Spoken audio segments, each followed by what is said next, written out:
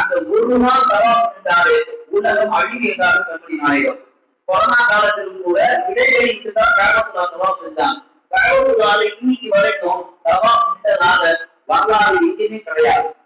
மலக்குமாரில் இருந்து தொடங்கி இன்னைக்கு வரைக்கும் மனிதர்கள் காபாவை தவாப் செய்து கொண்டுதான் இருக்கிறார்கள்.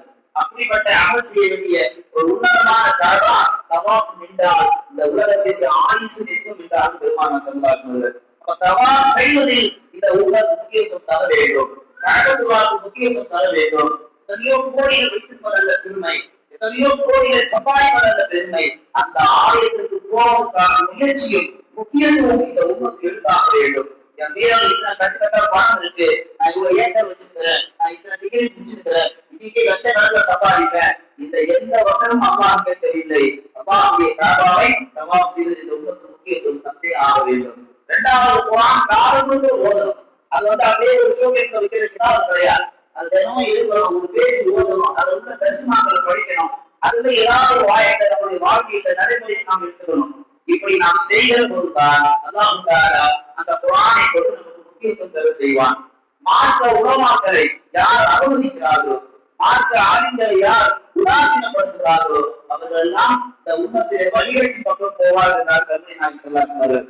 உலமாக்கள் ஒரு சட்டம் சொல்லுகிறார்கள் என்று சொன்னால் அந்த சட்டத்தை செவிதாழ்த்தி கேட்க வேண்டும், அந்த சட்டத்திற்கு முக்கியத்துவம் தர வேண்டும்.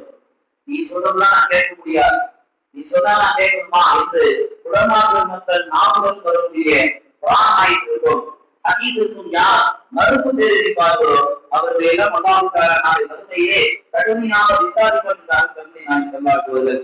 நான்காவதாக பெருமானார் சொன்னார்கள், மார்க்க கல்விக்கு முக்கியத்துவம் தந்தே ஆக வேண்டும். ஆரம்பத்தில் நான் சொன்னதை போன்று மதசார்ந்த தோன்றப்படக்கூடிய நேரமாக இருக்கிறது. இந்த நேரத்தில் தான் உங்கள் பிள்ளைகளை தினந்தோறும் நீங்கள் மதசார்க்கு அனுப்ப வேண்டும்.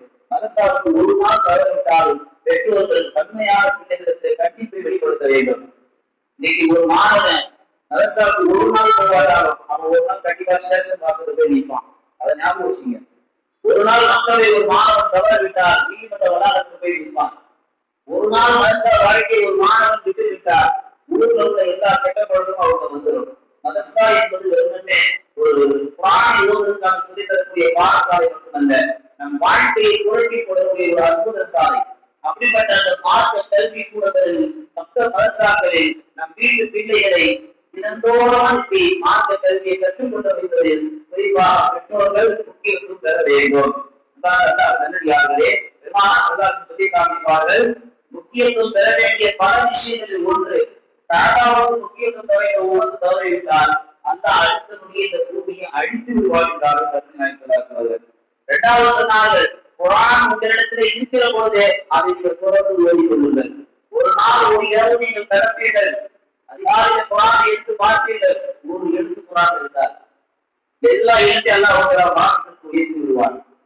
குர்ஆன்ல எந்த எழுத்து இல்லையே சொல்லி ஹாஃபிஸ்களை தேடி ஓடுவோம்.